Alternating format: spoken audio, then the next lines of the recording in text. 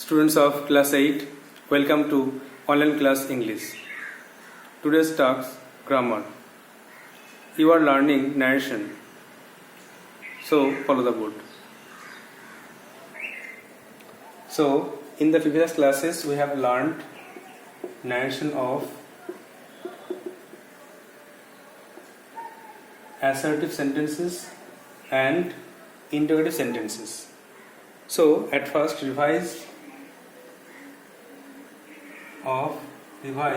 assertive sentence.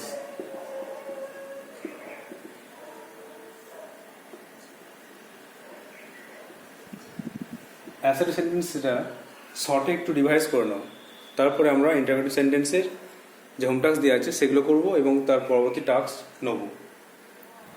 assertive সেন্টেন্সের ক্ষেত্রে আমরা বলেছিলাম যে রিপোর্টিং ভার্বটি পাস্ট টেন্স থাকলে ডিরেক্ট স্পিচের ভার্বটিও কিন্তু প্রেজেন্টের যে ফর্ম আছে সেটা পাস্ট হয়ে যাবে। আবার রিপোর্টিং ভার্বটি পাস্ট টেন্স থাকলে ডিরেক্ট স্পিচের ভার্বটি যদি পাস্ট টেন্স থাকে তখন সিম্পল পাস্ট হয়ে যায় পাস্ট পারফেক্ট, পাস্ট কন্টিনিউয়াস হয়ে যাবে পাস্ট পারফেক্ট কন্টিনিউয়াস, আর পাস্ট পারফেক্ট থেকে যাবে পাস্ট পারফেক্ট। আবার রিপোর্টিং ভার্বটি যদি প্রেজেন্ট টেন্স বা ফিউচার টেন্স থাকে তখন কিন্তু ডিরেক্ট স্পিচের ভার্বের টেন্সের কোনো পরিবর্তন হবে না, যে টেন্স আছে সে টেন্স থাকবে।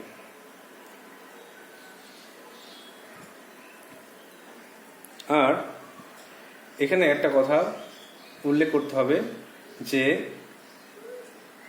যদি ডিরেক্ট স্পিচটি এভরিডে বা ডেইলি থাকে তখনও কিন্তু রিপোর্টিং ভার্বটা পাস্ট টেন্স থাকলেও কিন্তু ডিরেক্ট স্পিচের ভার্বের টেন্সের পরিবর্তন হবে না, কারণ সেটা একটা অভ্যাসগত কাজের মধ্যে পড়ে যাচ্ছে।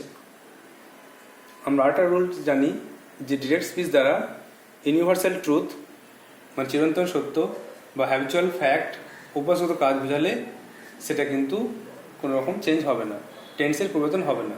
যেমন এক্সাম্পল দিচ্ছি,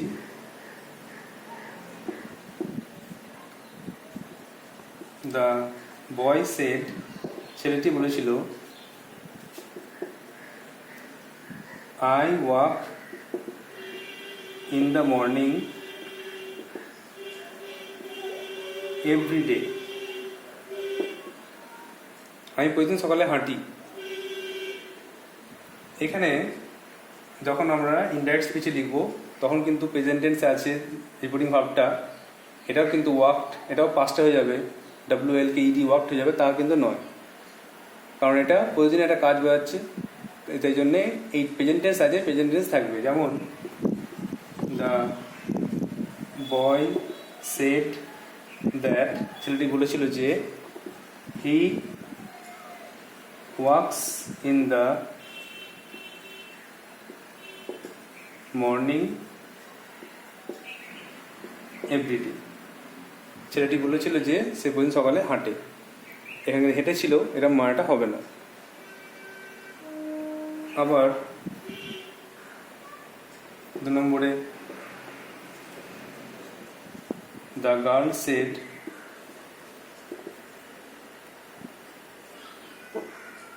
মেয়েটি বলেছিল আই গো টু স্কুল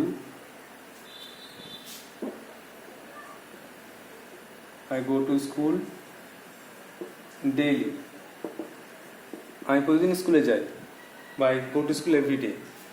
তখন অ্যান্সার লিখতে হবে দ্য গার্ল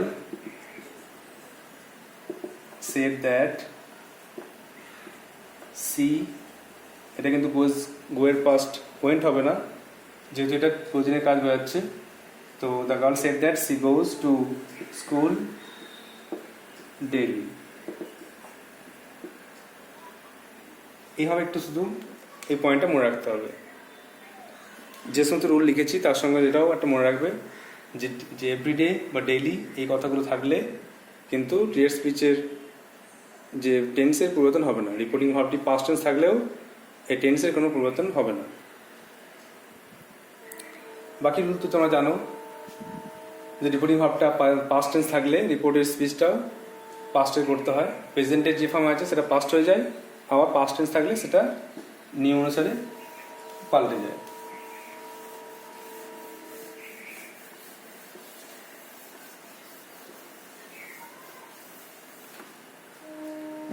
এবারে ইন্টারোগেটিভ সেন্টেন্স।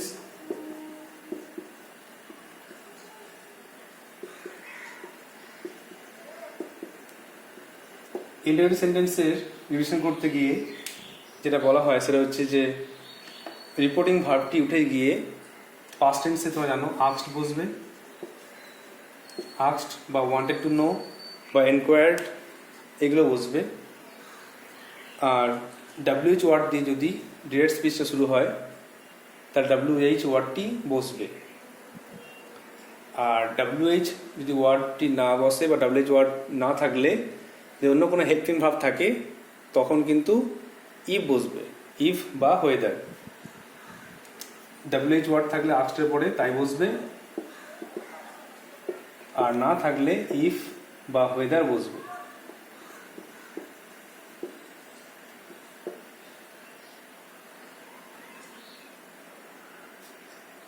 এরপরে বসবে সাবজেক্ট। মনে রাখতে ভালো করে, আগে সাবজেক্ট, তারপরে ভার্ব, তারপর অবজেক্ট বা আদার ওয়ার্ড, আর লাস্টে কিন্তু ফুল স্টপ। মানে ইন্টারোগেটিভ সেন্টেন্সের ক্ষেত্রে কোশ্চেনে থাকবে ইন্টারোগেটিভ আর উত্তর হয়ে যাবে অ্যাসার্টিভ। ইন্টারোগেটিভ হয়ে যায় অ্যাসার্টিভ ন্যাশনের ক্ষেত্রে, আর ভয়েসের উল্টোটা। ভয়েসের ক্ষেত্রে একই থাকবে ইন্টারোগেটিভ, কিন্তু ন্যাশনের ক্ষেত্রে ইন্টারোগেটিভ থেকে অ্যাসার্টিভ হবে, সেটা ভালো করে মনে রাখতে হবে। এখানে আগের দিন যে রুল লিখেছিলাম তার সঙ্গে একটা রুল অ্যাড করে নিতে হবে। একটা রুল অ্যাড করে নাও, মনে হয় রুল 4 হবে।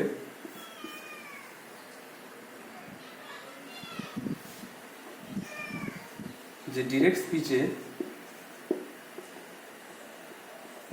স্পিচ এ ডু বা ডাজ হেল্পিং ভার্ব রূপে থাকলে তা উঠে যায় এবং মেন ভার্ব বা মূল ভার্বের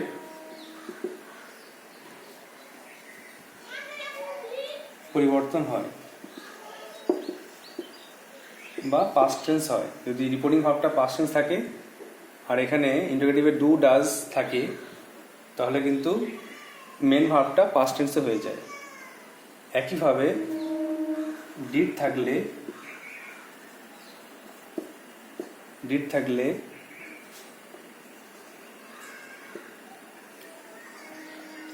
এখানে লিখে পাস্ট টেন্স হয়, আর ডিড থাকলে মেন ভার্ব এর থার্ড ফর্ম ও তার আগে had.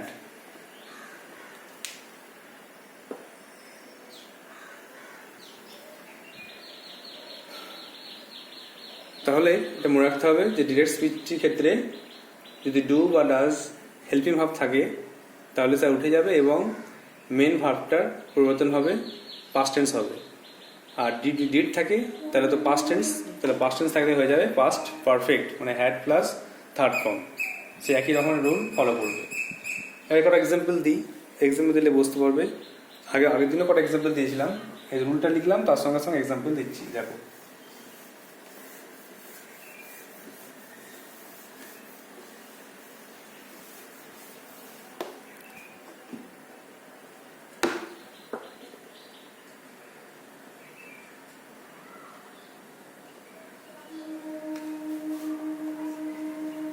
You said to me, তুমি আমাকে বলেছো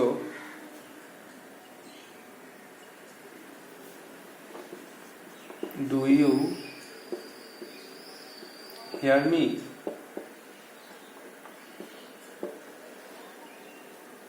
তুমি কি আমাকে শুনতে পাচ্ছ, আমার কথা বুঝতে পারছো? তাহলে এটা অ্যান্সার লিখবো you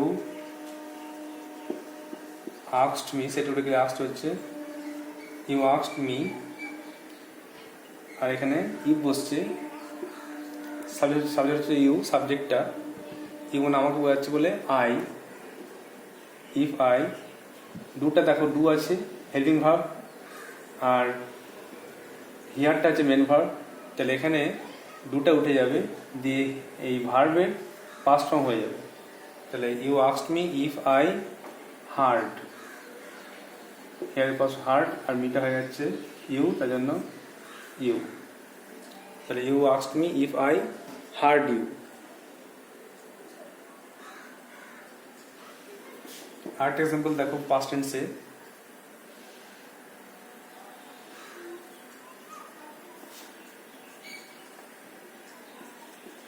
the police said to me, পুলিশ আমাকে বলেছিল, did you know the man, তুমি কি লোকটাকে জানতে, পাস্ট টেন্সে আছে। দেখুন ডিডটা হেল্পিং ভার্ব, নোটা মেন ভার্ব, তাহলে যে চেঞ্জ হবে সেটা হচ্ছে মেন ভার্বের। এখানে যেমন ডু এর ডিড হলো না, পাস্টে চেঞ্জ হলো না, তেমনই ডিডটাও উঠে গিয়ে মেন ভার্বের পাস্ট ফর্ম নয়, থার্ড ফর্ম বসবে, পাস্ট পারফেক্ট টেন্স হয়ে যাবে, মেন ভার্বের পাস্ট পারফেক্ট টেন্স হবে। যেমন the police asked me, police আমাকে জিজ্ঞাসা করেছিল, ইফ আই, এখানে ইউটা আই হচ্ছে, if I had, third form বসছে যেহেতু এটা পাস্ট ফরওয়ার্ড হয়ে যাচ্ছে বলে হ্যাড প্লাস থার্ড ফর্ম বসবে know knew known, if I had known the man, আমি লোকটাকে চিনতাম কিনা। তাহলে এইভাবে ডু, ডাজ বা ডিড থাকলে এইভাবে চেঞ্জ করতে হবে। এরপর দেখো তোমাদের যে ইন্টারোগেটিভ সেন্টেন্সের হোমটাস্ক ছিল সেগুলো অ্যান্সার করা হচ্ছে। অনেকে তোমরা এটা অ্যান্সার করার চেষ্টা করেছো, বাকি অ্যান্সারটা মিলিয়ে নাও।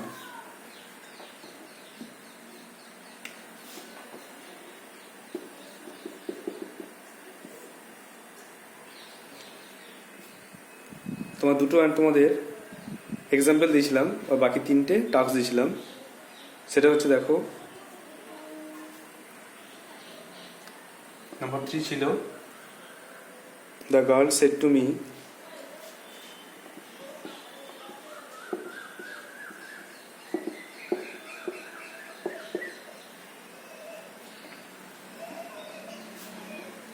Do you see the bird,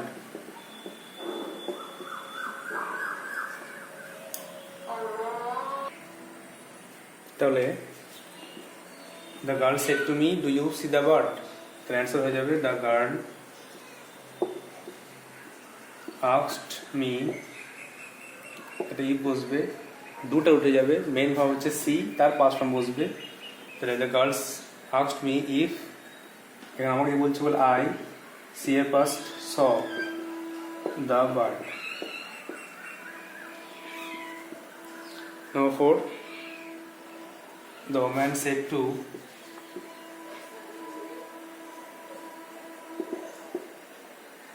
her grandson,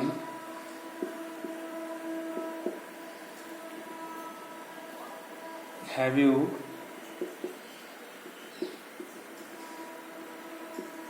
no school today?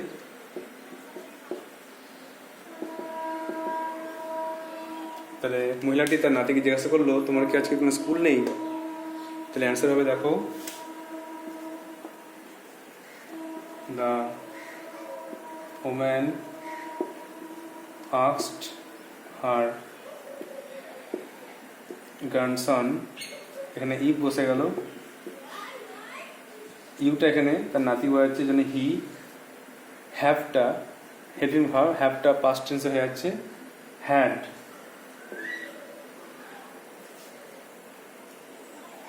আর তারপরে যা আছে if he had no school,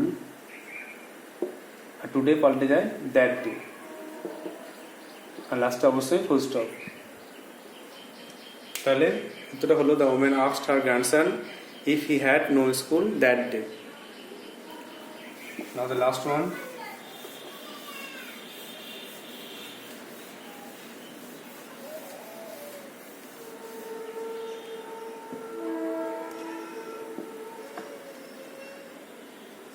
The man said to me,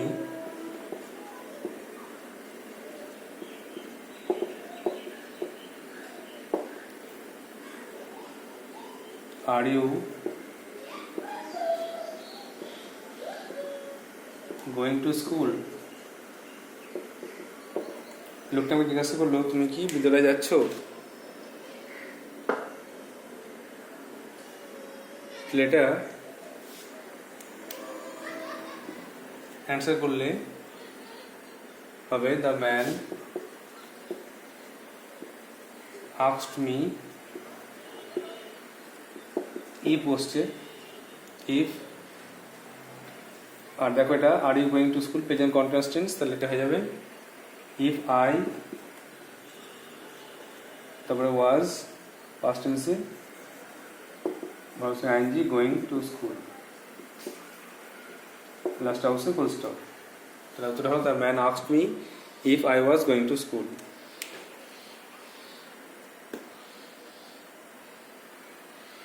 next,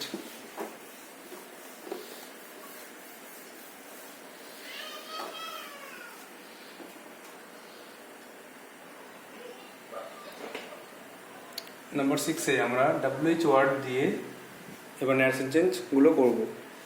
যেমন the man said to me,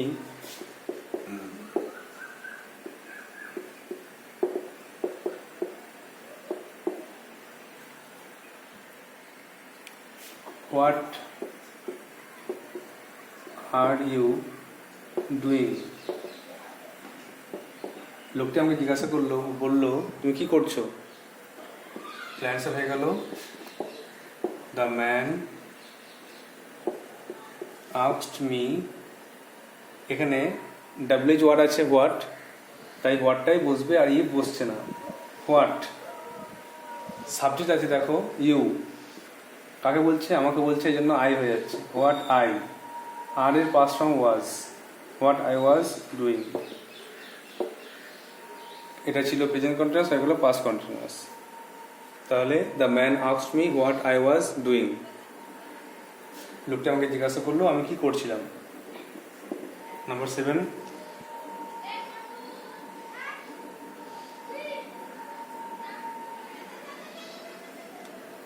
the woman said to me,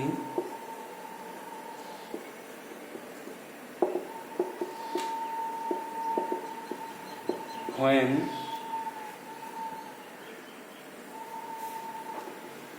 will you go home? তুই কখন বাড়ি যাবে? একই রকম ভাবে দেখো the woman asked me, when বসলো, WH ওয়ার্ড বসলো, ইফ বসলো না, আগে সাবজেক্ট বসবে। অনেকে ভুল করে কি ভার্বটাকে বসিয়ে দেয়, আগে সাবজেক্ট বসবে। ইউটা এখানে আমাকে বলেছে বলে আই, when আই, তারপরে পাস্ট হয়ে যাচ্ছে would go home।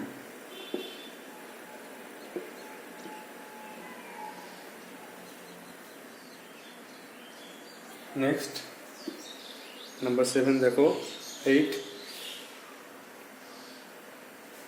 the teacher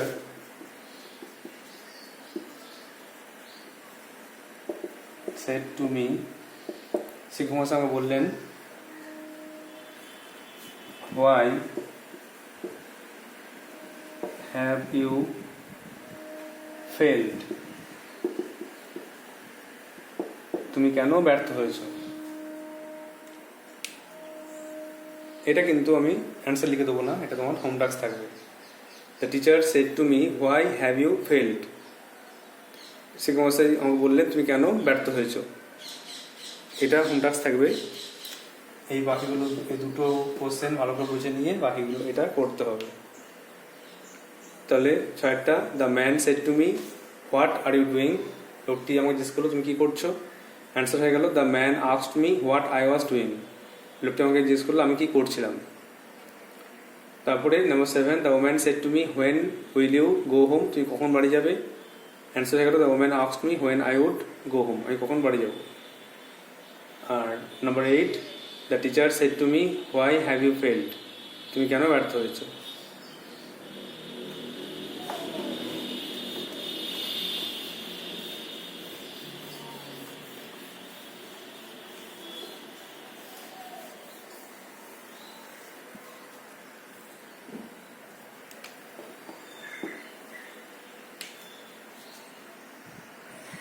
Next home tasks now.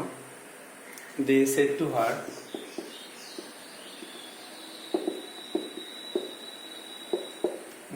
her, who are you?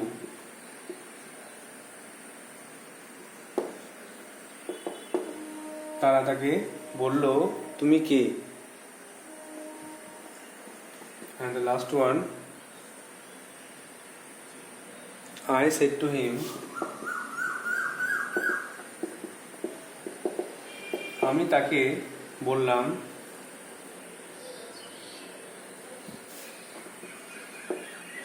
when did you see me, কখন তুমি আমাকে দেখেছিলে। এখানে প্রোনাউনটা ভালো করে চেঞ্জ করবে, এখানে আই, হিম, আমি তাকে বলেছিলাম, এখানে ইউ মানে কে, মি মানে কে, ভালো করে বুঝে প্রোনাউনগুলো চেঞ্জ করবে, কারণ এগুলো অনেকে ভুল করে। আর অবশ্যই সাবজেক্ট আগে আনবে, তারপরে ভার্বটা বসাবে, নাহলে অনেকেই এগুলো ভুল হয়। So the 3 home tasks were, the teacher said to me why have you failed, শিক্ষক মহাশয় আমাকে বললেন তুমি কেন ব্যর্থ হয়েছো। They said to her who are you, তারা তাকে বলেছিল যে তুমি কে। আর আই সেড টু হিম, আমি তাকে বলেছিলাম when did you see me, কখন তুমি আমাকে দেখেছিলে। So you have to write down this in your copy and you have to memorize the rules and solve the answers and send it to my WhatsApp number. I hope you will do so. So that's all for today. Thank you.